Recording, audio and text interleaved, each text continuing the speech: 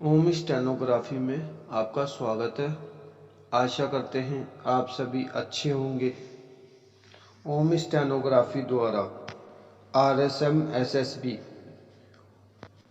के लिए 100 शब्द प्रति मिनट की डिक्टेशन का शुभारंभ किया गया है। यह डिक्टेशन रोजाना दी जाएगी। इस डिक्टेशन को आप SSC के लिए भी ले सकते हैं तथा 100 शब्द के किसी भी एग्जाम के लिए ले सकते हैं। आपको डिक्टेशन के साथ हमारे ग्रुप में इसकी आउटलाइन और PDF व्हाट्सएप ग्रुप में मिल जाएगी। ग्रुप ज्वाइन करने के लिए आप नीचे डिस्क्रिप्शन में लिंक दिया गया है, उस पर क्लिक कर लें। यही वो समय है, इस समय को बर्बाद ना करें, अपनी तैयारी करें। हम आपके साथ हैं, घर पर ही रहें, स्वस्थ रहें। हमारे द्वारा विद्यार्थियों का पूर्ण मार्गदर्शन किया जाएगा, उनकी समस्या का समाधान किया जाएगा। पिछली कोर्ट की परीक्षा में हमने पाया कि कई विद्यार्थी ऐसे थे जो स्टेनो के नियम ही नहीं जानते। उन्हें स्टेनो तो आती है परंतु स्टेनो के नियमों का ज्ञान नहीं है। कई विद्यार्थी ऐसे हैं जो 2-3 साल से परीक्षा की तैयारी कर रहे हैं परंतु कई छोटे छोटे कारणों से वो परीक्षा में असफल हो जाते हैं। उनकी सालों की मेहनत खराब हो रही है परंतु अब ऐसा नहीं होगा। हम आपको नियम, तरीके तथा संबंधित जानकारियां देंगे। तो आइए डिक्टेशन लिखते हैं।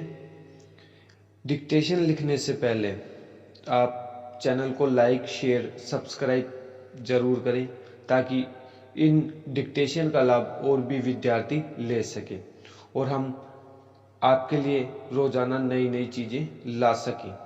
तो चैनल को लाइक, शेयर, सब्सक्राइब जरूर करें। तो आइए बिना देर किए हुए डिक्टेशन लिखते हैं। 100 शब्द प्रति मिनट डिक्टेशन स्टार्ट होगी 3 सेकंड बाद। स्टार्ट। विश्व पर्यावरण संरक्षण दिवस प्रतिवर्ष पर्यावरण संतुलन को बनाए रखने एवं लोगों को जागरूक करने के संदर्भ में सकारात्मक कदम उठाने के लिए 26 नवंबर को मनाया जाता है। यह दिवस संयुक्त राष्ट्र पर्यावरण कार्यक्रम के द्वारा आयोजित किया जाता है। पिछले करीब 3 दशकों से ऐसा महसूस किया जा रहा है कि वैश्विक स्तर पर वर्तमान में सबसे बड़ी समस्या पर्यावरण से जुड़ी हुई है। इसके संतुलन एवं संरक्षण के संदर्भ में पूरा विश्व चिंतित है। पर्यावरण चिंता की घनघोर निराशाओं के बीच एक बड़ा प्रश्न है कि कहाँ खो गया वह आदमी जो स्वयं को कटवाकर भी वृक्षों को काटने से रोकता था। गोचर भूमि का एक टुकड़ा भी किसी को हथियाने नहीं देता था, जिसके लिए जल की एक बूंद भी जीवन जितनी कीमती थी। कत्ल खानों में कटती गायों की निरीह आहें जिसे बेचैन कर देती थी, जो वन्य पशु पक्षियों को खदेड़कर अपनी बस्तियां बनाने का बोना स्वार्थ नहीं पालता था। अपने प्रति आदमी की असावधानी, उपेक्षा, संवेदनहीनता और स्वार्थी चेतना को देखकर प्रकृति ने उसके द्वारा किए गए शोषण के विरुद्ध विद्रोह किया। तभी बार बार भूकंप, चक्रवात, बाढ़, सूखा, अकाल जैसे हालात देखने को मिल रहे हैं। आज पृथ्वी विनाशकारी हंसिए पर खड़ी है। सचमुच आदमी को जागना होगा। जागकर फिर एक बार अपने भीतर उस खोए हुए आदमी को ढूंढना है जो सच में खोया नहीं है, अपने लक्ष्य से सिर्फ भटक गया है। यह भटकाव पर्यावरण के लिए गंभीर खतरे का कारण बना है। पैरा। मनुष्य प्रकृति के साथ अनेक वर्षों से छेड़छाड़ कर रहा है, जिससे पर्यावरण को काफी नुकसान हो रहा है। इसे देखने के लिए हमें ज्यादा दूर जाने की जरूरत नहीं है।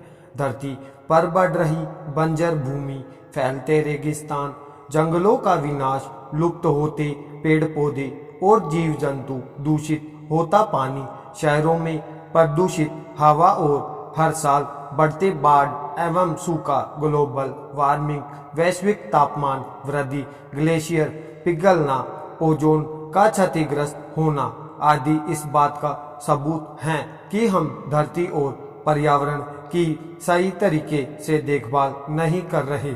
आज पूरे भारत में पर्यावरण के सम्मुख गंभीर स्थितियां बनी हुई है। प्लास्टिक का उपयोग बहुत ज्यादा बढ़ रहा है। प्लास्टिक के उपयोग से पर्यावरण को बहुत अधिक नुकसान हो रहा है, क्योंकि प्लास्टिक न तो नष्ट होती है और न ही सड़ती है। एक शोध के मुताबिक प्लास्टिक 500 से 700 सालों के बाद नष्ट होना प्रारंभ होता है। प्लास्टिक को पूरी तरह से नष्ट होने में 1000 साल लग जाते हैं। इसका अर्थ यह है कि अभी तक जितना भी प्लास्टिक बना है वह आज तक नष्ट नहीं हुआ है। मनुष्य जब प्रकृति का स्वामी बन जाता है तो वह उसके साथ कसाई जैसा व्यवहार करने लग जाता है।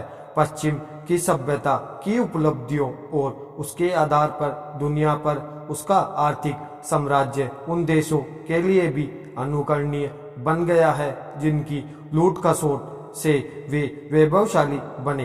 प्रकृति के भंडार सीमित हैं और यदि उनका दोहन पुनर्जनन की क्षमता से अधिक मात्रा में किया गया तो भंडार खाली हो जाएंगे। जल, जंगल और जमीन का एक दूसरे से घनिष्ठ संबंध है। भोगवादी सभ्यता जंगलों को उद्योग व निर्माण सामग्री का भंडार मानती है। वास्तव में वन तो जिंदा प्राणियों का एक समुदाय है जिसमें पेड़ पौधे, लताएं, कंदमूल, पशु पक्षी और कई जीवधारी शामिल है। इनका अस्तित्व एक दूसरे पर निर्भर है। औद्योगिक सभ्यता ने इस समुदाय को नष्ट कर दिया। वन लुप्त हो गए। इसका प्रभाव जल स्रोतों पर पड़ा। वन वर्षा की बूंदों की मार अपने हरित कवच के ऊपर झेलकर एक ओर तो मिट्टी का कटाव रोकते हैं और उनका संरक्षण करते हैं, पत्तियों को सड़ाकर नई मिट्टी का निर्माण करते हैं और दूसरी ओर स्पंज की तरह पानी को चूसकर जड़ों में पहुंचाते हैं। वहीं पानी का शुद्धिकरण और संचय करते हैं। फिर धीरे धीरे इस पानी को छोड़कर नदियों के प्रवाह को सुस्थिर रखते हैं। इसलिए मुहावरा बना है कि जंगल नदियों की माँ है। पैरा हमारे शास्त्रों में संतोष परम सुख का मुहावरा आया है। इसलिए विकास की परिभाषा यह है कि विकास वह स्थिति है जिसमें व्यक्ति और समाज स्थायी सुख, शांति और संतोष का उपयोग करते हैं। वहाँ प्राकृतिक संसाधनों का क्षरण नहीं होता बल्कि उनकी वृद्धि होती रहती है।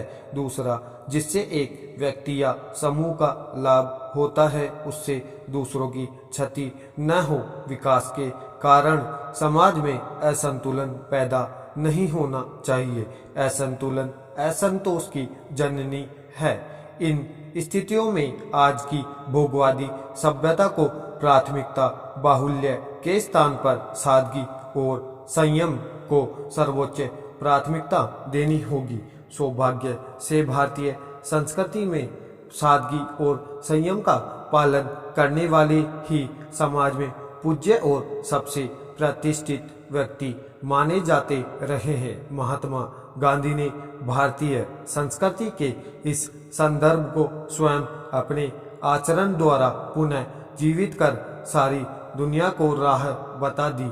उन्होंने कहा कि प्रकृति के पास हर एक की आवश्यकता को पूरी करने के लिए पर्याप्त साधन है, लेकिन किसी एक के भी लोभ लालच को संतुष्ट करने के लिए कुछ भी नहीं है।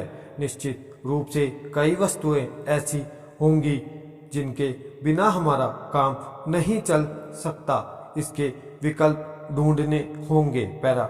इधर भारत सरकार का नारा है सबका साथ सबका विकास। यह जितना लुभावना है उतना ही भ्रामक एवं विडंबनापूर्ण भी है। यह सही है कि आम आदमी की जरूरत चरम अवस्था में पहुंच चुकी है।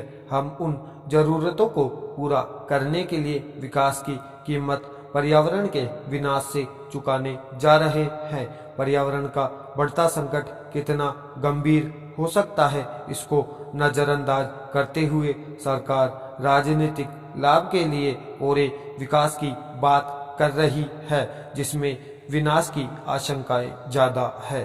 विकास और पर्यावरण साथ साथ चलने चाहिए, लेकिन यह चल नहीं रहे हैं। इसमें सरकारों के नकारापन के ही संकेत दिखाई देते हैं। जिस तरीके से देश को विकास की ऊंचाई पर खड़ा करने की बात कही जा रही है और इसके लिए औद्योगिकरण को बढ़ावा दिया जा रहा है, उससे तो पता लगता है कि प्रकृति, प्राकृतिक संसाधनों एवं विविधतापूर्ण जीवन का अक्षय कोष कहलाने वाला देश भविष्य में राख का कटोरा बन जाएगा। हरियाली उजड़ती जा रही है और पहाड़ नग्न हो चुके हैं। नदियों का जल सूख रहा है। कृषि भूमि लोहे एवं सीमेंट कंक्रीट का जंगल बनता जा रहा है। डिक्टेशन समाप्त।